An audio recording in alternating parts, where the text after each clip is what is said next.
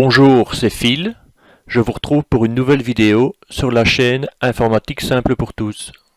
Dans cette vidéo, nous allons voir comment redimensionner facilement une ou plusieurs photos.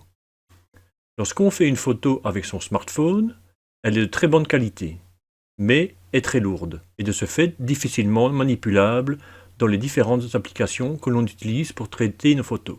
Dans quel cas peut-on avoir besoin de redimensionner une photo? Pour l'envoyer par mail, pour la mettre dans un document, Word ou PowerPoint, ou simplement pour la stocker sur notre disque dur ou notre cloud. Windows 10 ou Windows 11 n'ont pas nativement de fonction qui permet facilement et rapidement de redimensionner des photos.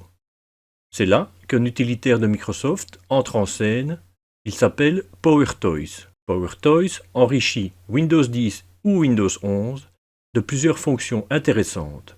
Nous les développerons au fur et à mesure des vidéos, mais nous allons nous arrêter aujourd'hui sur la fonction de redimensionnement.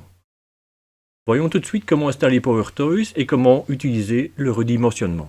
Premièrement, où trouver PowerToys? On va le trouver sur le Microsoft Store. Donc dans la barre de recherche, on va taper Store et il nous propose directement Microsoft Store. On le lance et on fait une recherche sur Microsoft PowerToys. Il le trouve, on clique dessus et il vous propose de l'installer. Vous cliquez sur installer, ça va prendre quelques minutes. Il va d'abord le télécharger, puis l'installer. Une fois que vous l'avez fait, il y a toutes sortes de fonctions que nous développerons par la suite, mais une qui est très intéressante, c'est une fonction qui vous permet de redimensionner des photos. Je prends ici un répertoire où j'ai 2 photos. Voyons ici, elle fait 3 mégabits. Elle a, dans ses propriétés, on voit qu'elle fait 5184 points sur 3456. C'est une définition qui permettrait d'imprimer un poster énorme, mais imaginons qu'on veuille juste la mettre sur un site ou dans un document Word, quelques centimètres suffiraient, alors que là, elle permet d'être imprimée sur des mètres et des mètres. La deuxième, on va dans les propriétés, et on voit que dans les détails, elle fait, elle, 3456 sur 4608 points. Je vais l'ouvrir, et on voit ici une belle photo. La suivante, c'est cette photo-ci. Imaginons que j'en ai besoin en petit, je reviens ici, soit je sélectionne les deux si je veux traiter les deux en une fois et les mettre à la même taille, ou alors je les fais une par une. On va faire ici la première, je clique droit sur le fichier, et j'ai ici une fonction qui s'est rajoutée après l'installation du PowerToys, qui est redimensionner les images. Je clique dessus, et il me propose différents formats qui sont déjà prédéfinis.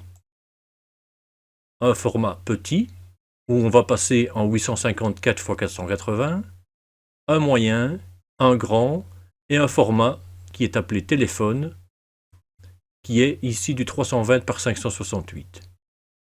Si je choisis personnaliser, je vais pouvoir sélectionner la longueur et la largeur que je veux, que ce soit en centimètres, en pouces, ou en pourcentage, ou en pixels, comme c'est par défaut.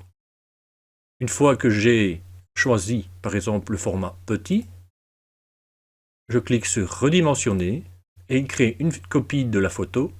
On voit ici qu'on passe de 3840 K à 92 K. Ici, on a le nom qui a changé puisqu'on a choisi le format petit. La première, pour rappel, c'était ceci et ça a été transformé en ceci. Donc, c'est vraiment très simple. Et si on a des formats différents à faire, on peut les fixer soi-même. Je vais faire pareil sur la deuxième.